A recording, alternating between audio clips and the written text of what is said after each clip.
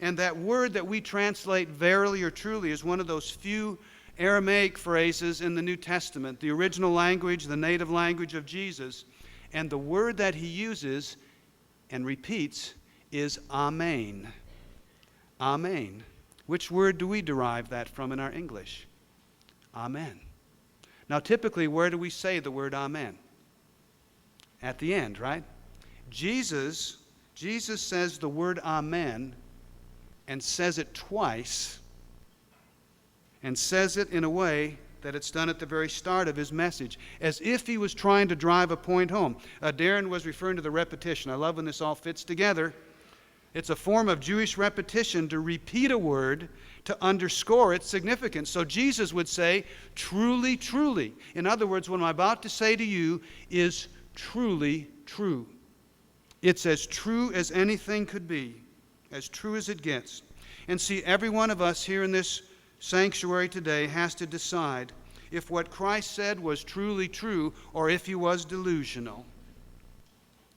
C.S. Lewis says this is a point on which there is no middle ground, because the outlandish things that Jesus said were either true or he deserved to be in a psychiatric institution. And see, I'm hedging all my bets that what Jesus Christ said was true in reality.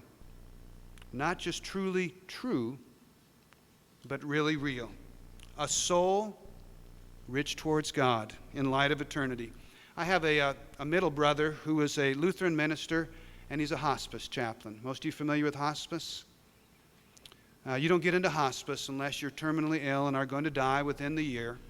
And Dale finds that people are very willing to talk about spiritual things. He doesn't even have to bring it up, because they're now facing reality, the end of their lives. And he keeps a sense of humor even in the midst of that very difficult work. Dale goes to an average of 2 funerals every week. And he had just been to the funeral of a middle-aged guy about his age. This fellow had been told that he had a life-threatening illness and that he probably had 3 weeks to live, and that's exactly how long this man lived in hospice, 3 weeks. And Dale went to the funeral, and afterwards he was standing outside with a couple of other guys about his age. And Dale asked those 2 guys the question, if you just had 3 weeks to live, what would you do? And the one guy said, well, I'd get right with God, if I'm facing eternity. And the second guy said, well, that's true, but I'd also want to make sure that everybody on this planet that I love knows I love them before I leave. And then they turned the question back to Dale, and they said, Dale, what would you do if you only had 3 weeks to live? And he thought about it and said, I think I'd go on a long extended vacation with my mother-in-law.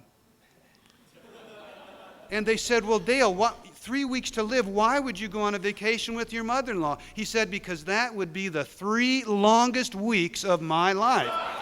So,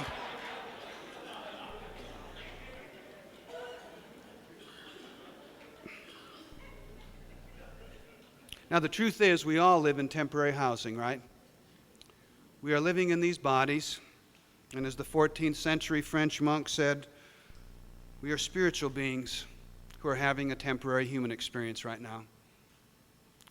We're not human beings having a temporary spiritual experience in this moment. We are spirits, we are souls who live in these bodies much like an astronaut lives within a spacesuit. And especially for our new students here, new faculty, staff, others, I want you to know about something that happened last year, most sobering. I have now been at Lindsey Wilson College for 24 years, and I stretched my mind to try to think about the years of being here, and I could only recall in 24 years 3 times where a current faculty member passed on to the next life.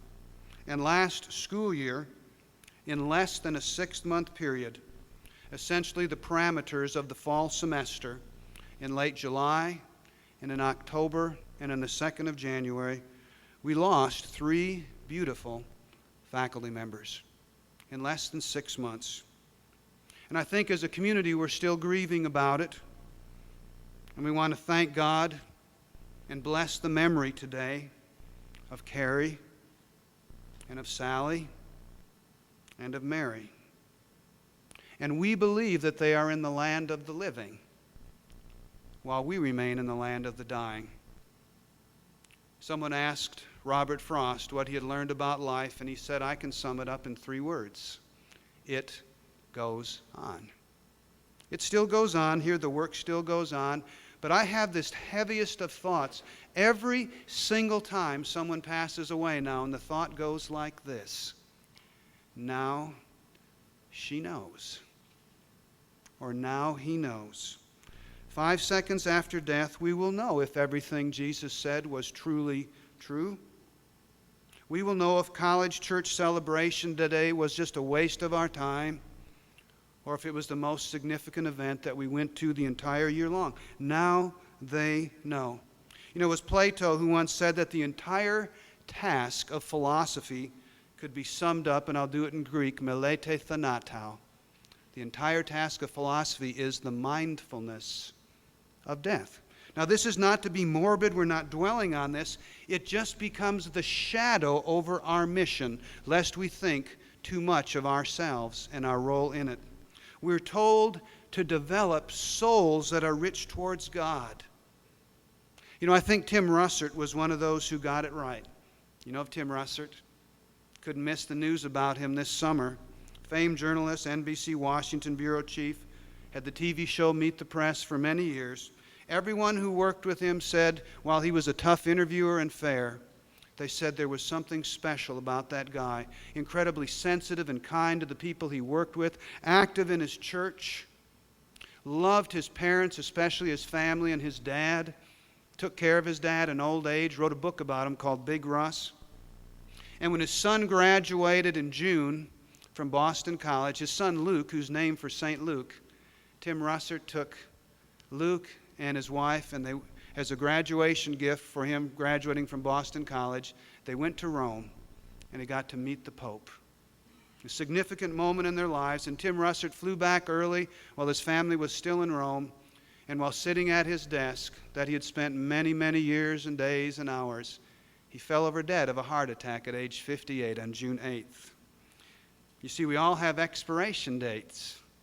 And in the aftermath, that news was on every television station. You remember it this summer? Yeah, you could just channel surf, and everybody's talking about the shock of losing this guy. And I happened to be watching Matt Lauer speaking on the Today Show, where he commented that Tim Russert must just be wringing his hands that he was missing the 2008 presidential election. And I thought to myself, Matt Lauer doesn't get it. He doesn't get it. As important as an election is, can we learn on Tim Russert's dime what's ultimately most important? Tim Russert got it right. It's a soul rich towards God. Do you see, most of us organize our lives around earthly concerns, and we try to squeeze in the spiritual. And that is the exact opposite of what Jesus said we should do. He said, organize your life around spiritual things, and then all the earthly concerns and obligations will fit in just fine. You'll leave this earth with a sense of satisfaction that you have done what you were meant to do. You'll get it all done. Paul Newman just died on Friday, right? And now he knows. I find it interesting and sort of comforting that there was a person unusual to Hollywood. He actually was faithful to his wife, Joan Woodward, for over 50 years. And in his latter years, he was known far more for the millions of dollars he gave away in charities than he was for his acting. See?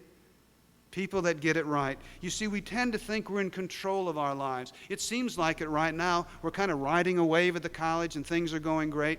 I have to tell you, many of my faculty colleagues have had sabbaticals, and it's such a blessing, and I stack up books for years that I want to read. I was always kind of a bookworm ever since I was a kid, so I just read and read and read for months. Cinda knows I'd just be always having my nose in a book. And I read a book my daughter recommended I read, and it fit in some of the work I was trying to do in my writing. It's a best-selling book. It was called The Year of Magical Thinking by Joan Didion, who's a screenwriter.